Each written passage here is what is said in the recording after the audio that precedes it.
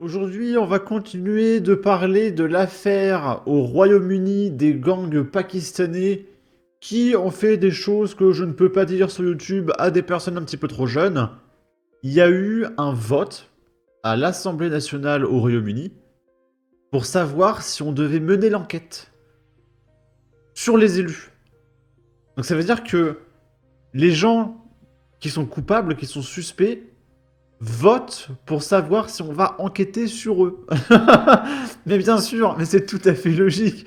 C'est comme si un mec qui cambriolait une maison, il se fait choper, et le cambrioleur décide si on fait une enquête sur lui. Non, j'ai pas envie. Bon, bah, faire classer.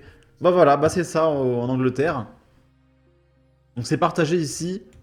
Traduire le poste.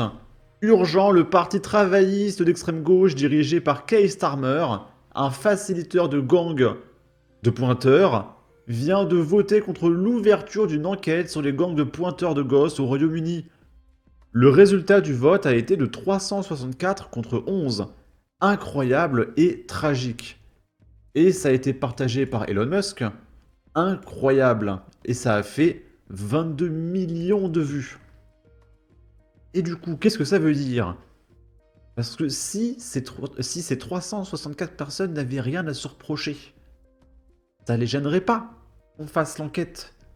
Donc pourquoi ces 364 personnes n'ont pas envie qu'on enquête? C'est parce qu'ils sont responsables, justement. Donc peut-être qu'on devrait mener une enquête sur ces 364 personnes, et peut-être qu'ils n'ont pas à décider si oui ou non on fait une enquête sur eux, en fait. Ça commence à être dingue, quand même, cette histoire de démocratie, où t'as des élus qui ont plus de pouvoir que les rois à l'époque de la monarchie. Elon Musk qui fait un mème. Je ne veux pas qu'on fasse une enquête sur les gangs qui pointent des gamines. Et il y a une nana qui répond. Mais ça laverait votre nom. Il fait la grimace. Ça laverait votre nom, non? Et il a retweeté encore le mème, qui a fait 20 millions de vues. Faire juste un mème comme ceci, vous enverrez en prison au Royaume-Uni, actuellement. Et oui, c'est vrai, au Royaume-Uni, quand tu fais des mèmes, tu vas en prison.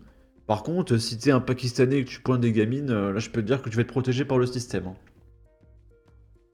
Grande-Bretagne, ce document, issu de l'enquête restreinte de Rotterdam sur les gangs de pointeurs, mérite attention pour comprendre l'ampleur terrifiante de la dissimulation. Je vais couper le son. Hop. Et je vais vous traduire, il y a les sous-titres. Donc là, il y a un mec qui est jugé. Enfin, qui est jugé. On enquête. Voilà. Et le policier va répondre à pourquoi il n'a pas arrêté les Pakistanais. Et vous allez voir qu'à chaque fois, ces réponses sont édifiantes. En 2008, une gamine de 11 ans a attiré l'attention de la police après avoir révélé que elle et un autre gamin avaient été pointés par un groupe d'hommes adultes. Quelques semaines plus tard, elle a été retrouvée dans une maison abandonnée avec un autre gosse et un certain nombre d'hommes adultes. Pourtant, c'est elle qui a été arrêtée à l'âge de 11 ans.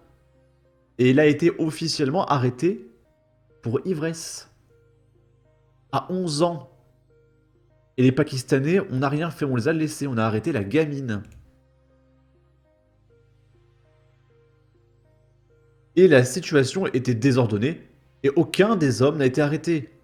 Est-ce que votre force a identifié les policiers impliqués dans cette affaire et découvert ce qu'il s'est passé? Est-ce que ça a continué? Et là, c'est le chef de la police de Yorkshire, en 2014, qui répond. Donc on voit qu'il hésite beaucoup, hein. Je sais pas, je sais pas. Il sait pas répondre, je sais pas, je sais pas. Un policier a rejeté l'affaire d'une gamine de 12 ans qui avait eu des relations S avec jusqu'à 5 hommes. Les hommes asiatiques, donc les Pakistanais, il a dit qu'elle avait été consensuelle à 100% dans chaque incident.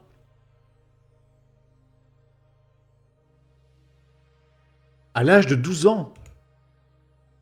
Je pense que c'est juste. Je pense que c'est incroyable.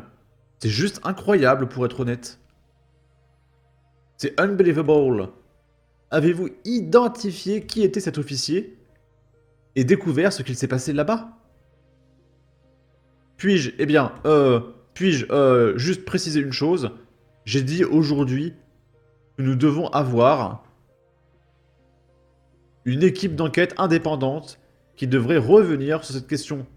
J'ai également parlé personnellement à la direction des enquêtes de l'IPCC et j'ai également personnellement, et là il se fait interrompre, j'ai parlé personnellement à la direction des enquêtes de l'IPCC et afin de les impliquer, donc les policiers responsables, dans ce cas aussi. Les pères avaient retrouvé leurs gamines et avaient essayé de les retirer de ces maisons où elles vivaient. Donc là où elles se faisaient pointer par des dizaines de Pakistanais. Savez-vous ce qu'il s'est passé dans ce cas-là? Monsieur le Président, je ne cherche pas à défendre quoi que ce soit de ceci ou de cela. J'ai demandé déjà de mettre en place une enquête indépendante, car le nombre d'employés à Rotterdam est supérieur à une telle période de temps, signifie qu'elle ne peut pas avoir de crédibilité à moins que nous ayons une certaine indépendance au processus d'enquête. Il répond pas trop le mec, hein. L'un de vos agents a décidé qu'une gamine de 12 ans avait des relations S avec jusqu'à 5 adultes. Et était à 100% consentant à chaque incident. Quelqu'un comme ça devrait-il travailler pour la police? Non, non. Je veux dire, quelqu'un capable de prendre une décision comme celle-là? Non, non, non. C'est juste une décision terrible et j'ai exposé ma position pour en savoir plus. Voilà. Et du coup, je rappelle que Elon Musk, pour partager ça, on l'accuse d'ingérence. Voilà. Et qu'il faut interdire Twitter en Europe. On va y revenir. Ah, ça charge. Là, c'est un papa d'une des gamines qui se sont faites pointer. Ça dure 2 minutes, mais on va pas tout regarder. Mais en gros, il nous explique, ils échangent des gamins sous stupéfiants, battus, pointés, en échange de votes. Parce que les Pakistanais et leur communauté représentent des millions d'électeurs. Et le père d'une victime d'un gang de pointeurs de Rotterdam, Jack, affirme que le gouvernement ne veut pas d'enquête nationale sur les gangs de pointeurs parce qu'il perdrait des millions de voix. C'est un peu comme Jean-Luc Mélenchon en France, qui défend les assassins, les dealers, les terroristes, les pointeurs, etc. Et il continue d'en apporter des millions en France parce que il se crée un électorat en fait. Il a compris que les Français ne voulaient pas de lui, alors il apporte une nouvelle communauté afin de se saisir du pouvoir. Elon Musk qui nous dit les politiciens britanniques vendent nos gamines pour des votes.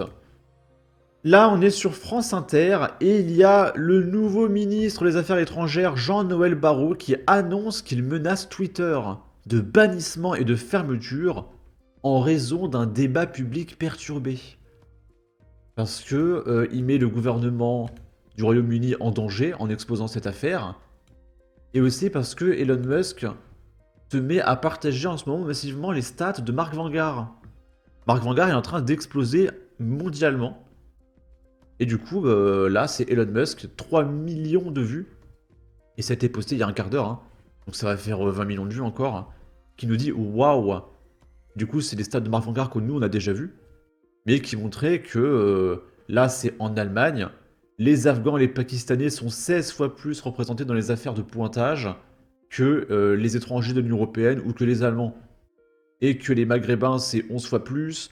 Le reste de l'Afrique, c'est 11 fois plus. Donc ça veut dire que si tu fais la somme, Afghans, Pakistanais, Maghrébins et le reste de l'Afrique, ils sont quasiment 40 fois plus représentés que les Allemands.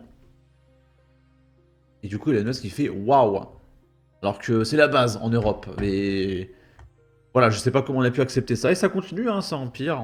Toujours plus, toujours plus, toujours plus. On les défend, on les relâche, y a pas de souci. Du coup, on va écouter notre ministre expliquer qu'il veut supprimer Twitter.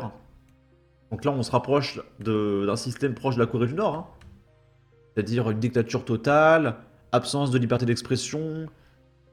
Si tu ne suis pas la doxa, tu vas en prison, tu es censuré, radié des banques, etc. Comme le collectif Némésis ou Cro-Blanc, hein, qui sont fait dégager de leurs banques parce qu'ils sont de droite. La France présidait l'Union européenne. Nous avons dit stop. Il n'est pas question que le débat public soit délocalisé de manière totalement dérégulée sur des grandes plateformes de réseaux sociaux détenues par des milliardaires américains ou chinois. Ils le Tout font. à fait. Ces règles, elles sont entrées en vigueur il y a à peu près 1 an.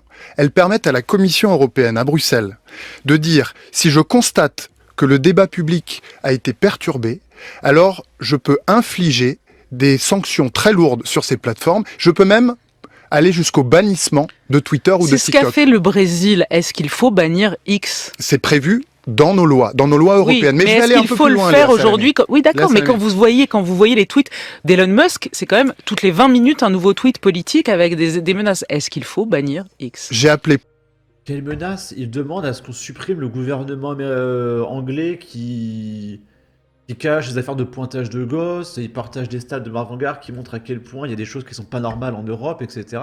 C'est ça vos menaces? C'est ça que vous voulez censurer?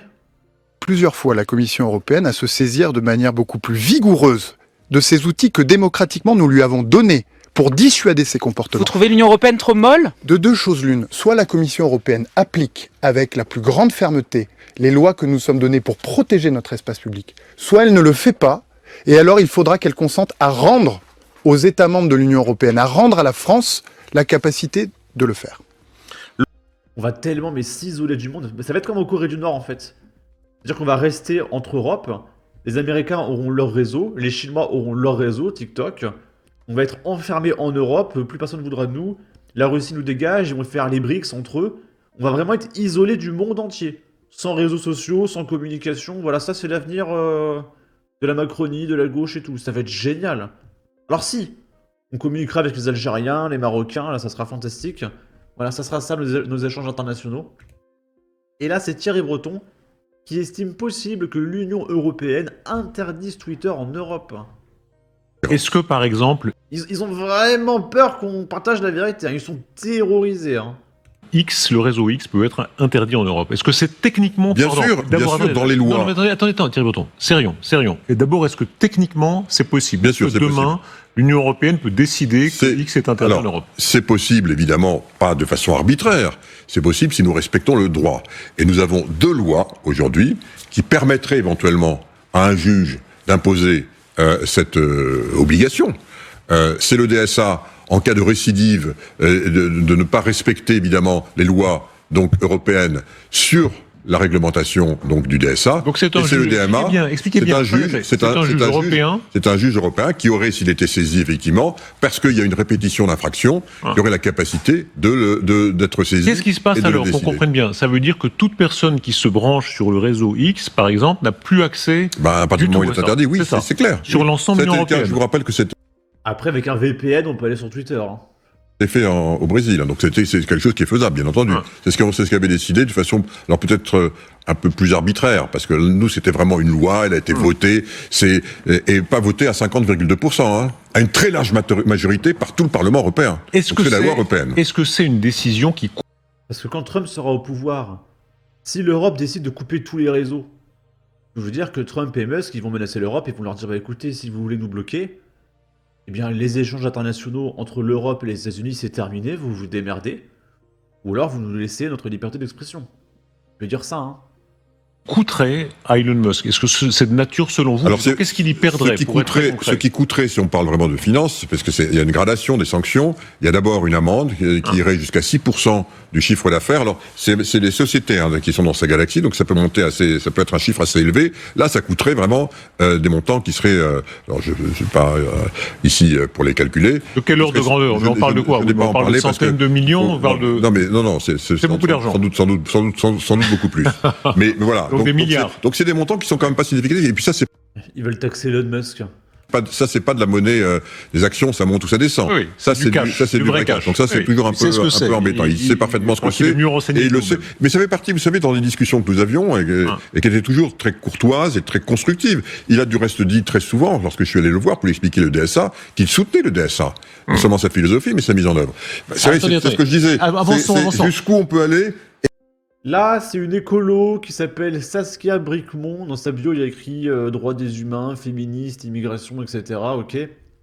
Elon Musk utilisera aussi Twitter pour déstabiliser la politique européenne en truquant les algorithmes afin de donner un énorme coup de pouce au leader du parti fasciste allemand avant les élections fédérales. L'UE doit prendre des mesures d'urgence pour exclure Twitter. Et elle se prend une note de la communauté. Suivant les informations publiquement disponibles, il est impossible de déterminer si Elon Musk peut sciemment orienter les contenus de Twitter selon ses besoins ou objectifs, car tout le code n'est pas open source. Donc elle ment. Et c'est juste que quand Elon Musk fait un tweet, étant donné qu'il a 211 millions d'abonnés, eh bien ces tweets font 10-20 millions de vues faciles. Donc quand il partage des stats de Mark Vanguard sur l'Union Européenne, eh bien ça fait 20 millions de vues. Et c'est pas un trucage des chiffres, c'est juste que les gens en ont marre. Ils suivent Elon Musk, ils suivent ce qui se passe, et les gens en ont marre. Voilà, tout simplement. Sur ce, n'hésitez pas à donner votre avis, votre opinion, à partager, liker, commenter, ça aidera au référencement de la vidéo sur YouTube. Abonnez-vous, suivez-moi sur Twitter, prenez soin de vous, salut!